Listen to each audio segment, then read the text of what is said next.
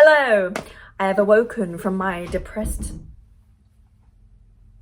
ghost. I'm gonna sit in front of this pile of laundry on the bed. I could just move that, but I'm not going to. I have awoken from my depressive slumber to review the Wicked movie, Part 1. The sneaky fuckers. We all know about Wicked by this point. It's the musical turned movie that's been in production for like 10 years, filming for 3, and has given us the 100-year press tour, which I think now may finally be at an end. We have had tears, we have had holding space in queer media, and oh, the scandals. I will come back to those. Okay, so a quick background. Wicked was originally a musical written by Winnie Holzman, something like that, with music by Stephen Schwartz. It was based on a book that I have not read, but it was written in 1995. Sorry, I'll stop pointing. And the first performance was in 2003. The original cast included huge names as we know them now, but not necessarily at the time, including Idina Menzel and Kristen Chenoweth. As far as I'm aware, the reason that Wicked is so popular is because, well, first of all, at the time, prequels weren't such a huge thing as they are now. So to have a prequel of the well-loved Wizard of Oz was new and exciting. And another reason this play, or this musical, sorry, was so popular. Sorry, I'm not gonna do that. The reason that it was so popular was also because it featured 2 strong female leads in musical theatre, which, you know, I'm not musical theatre trained as an actor. I am, not that. But, you know, female roles in musical theatre can be a little thin on the ground sometimes in terms of interesting ones. So yeah, well-loved classic, strong female leads, recipe for success. Now, Wicked the film, sneakily named Part 1, by the way, which they didn't make clear. They have filmed both together, so Part 2 is already filmed and will come out next year, which I think is clever to like capitalise off the hype that it's caused this year, the drama and the hype and everything going on. It's a better approach than to wait like 3 years in the middle, a la House of the Dragon or other shows of a similar nature. I'm not going to worry about spoilers in this review, first of all because it's a prequel, so you kind of know it's about the Wicked Witch of the West and her story, and also because you've had like 20 years to see the musical and 80 years to see the Wizard of Oz. So, but the real thing to know about Part 1 versus Part 2 is that the musical is like 2 hours 40 minutes with an intermission, as the Americans would say. Part 1 of Wicked ends on the end of Act 1, so where the interval would be. But Wicked Part 1, the film, is almost 3 hours long, so longer than the entire musical put together. And I have to say, obviously, the Venn diagram of fans of this film is like children and musical theatre fans, and I guess down here, fans of Ariana Grande / Cynthia Erivo / Jonathan Bailey, who we will come on to shortly. But I think it's a long film for kids. Like when I went to see it, the children found it long in the theatre. Not mine, I don't have any, I'm smart.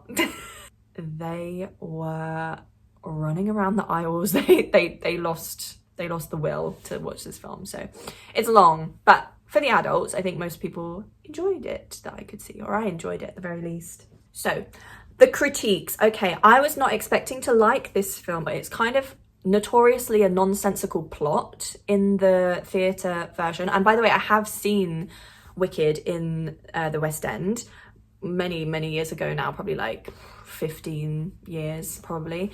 I didn't love it. I feel like when I went to see it, like it was a really overhyped thing that people were like, oh my god, I'm wicked to the day I die, I'm wicked to my soul, to my core, it will change your life. And when I saw it, I was like, oh, it was a musical.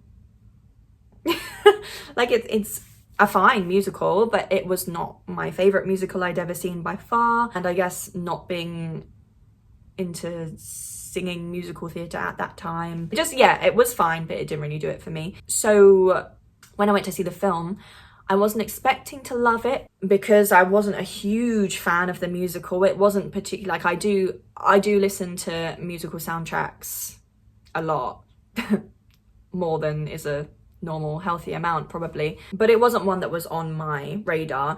And also, you know, any big overhyped Hollywood blockbuster with like big celebrity names, I generally just feel like they're leaning on the celeb factor. I feel like big names can be leaned on to attempt to hide a boring and soulless plot. Gladiator 2. Given all the scandals, again, we'll come back to it, given, you know, the superstar cast, given all of this, the discourse that was happening around this film, I mean, there's been so much chat about, you know, the affair, the wicked dolls, the poster, the bodies of the two female leads. I don't know, there was just a lot going on, and I thought, what is this going to be? My hopes were not high. But I'm pleased to say I stand absolutely corrected, because I loved it. I have like a bit of a barometer of how much I like a film by how much I cry. And I cried 4 times, but once was in the trailers. For like this penguin film. I don't know, guys, I've had a tough time. I'm in the middle of a depressive episode, okay? So, yes, I cried in the film 3 times. I mean, it was a spectacle, you know, which is generally, I think, when you're a musical theatre fan, you kind of go into shows and you have to kind of suspend your disbelief in order to enjoy it. And I think the more whimsy and the more spectacle there is, generally the more I like a musical. And I felt they did a really good job of creating this like immersive world of Oz. I thought the musical numbers were brilliant. I realized afterwards, actually, because I've done some research, because I'm really a professional. I did some research, and I found that all the vocals were sang live on set. Like, they didn't pre-record, they sang the entire time. And the filming went on for 3 years. And there was a writer's strike and there was COVID. Yeah, I just think that is incredible. And the vocals of Ariana, but also Cynthia Erivo, oh my god, her vocals were so good, and her alphabet was so beautiful. I felt like she was so vulnerable, and her performance was so, yeah, just so vulnerable. Oh, it hurt my heart in the dance scene when they were doing this. I cried my eyes out. It was so moving. And I can understand why the actresses are constantly crying and having nervous breakdowns. Also, I watched this video on Dancing Through Life, phenomenal. Jonathan Bailey was perfect casting for Fiyero. I'm sorry, I love that man. He was so good. And I watched this video, which I'll link down below, which was about all the moving parts that went into that scene. From the dancers, the circus performers, the set builders, the people who did the costumes, the people who did the hair and makeup, the camera crew. I mean, it's phenomenal, and I think it really shows the level of detail and like care that went into this film, and love and passion and commitment. I loved it. Loved it. The casting, I thought, was, as I say, Jonathan Bailey, perfect. Ariana Grande, I love a problematic queen, honestly. I love her. I don't even care. Has she done some terrible things? Yeah. Who hasn't? I love her. And I thought she did a phenomenal job. She was really funny. Obviously, her voice is incredible. I don't want to be mean and like talk about her bodies, because I don't like all the discourse that's happening, but I do think she didn't look well. And she has not looked well in this press tour. And I think that in the film, she just looks a bit odd. I don't know. She's gone into that like uncanny valley place of like celebrity work, plastic surgery. But to be honest, I think it kind of worked, because the people of Oz are supposed to be like not really human and a bit odd. So it worked for me. Oh my god, Cynthia Erivo was stunning. She was just so good. I loved her. To be honest, I wasn't really familiar with her before she was in Wicked, but that voice, oh, beautiful. So beautiful. And people were ripping on her for her riff at the end. They're like,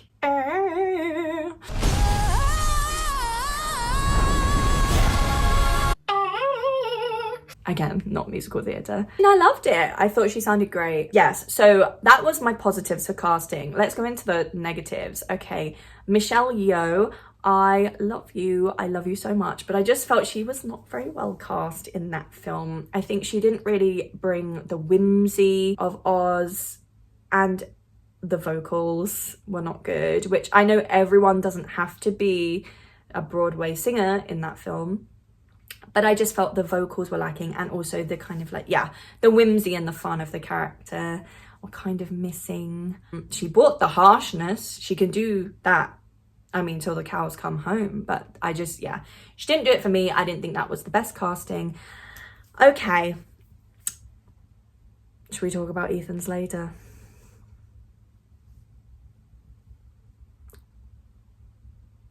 Well, look, the thing about it, okay, is that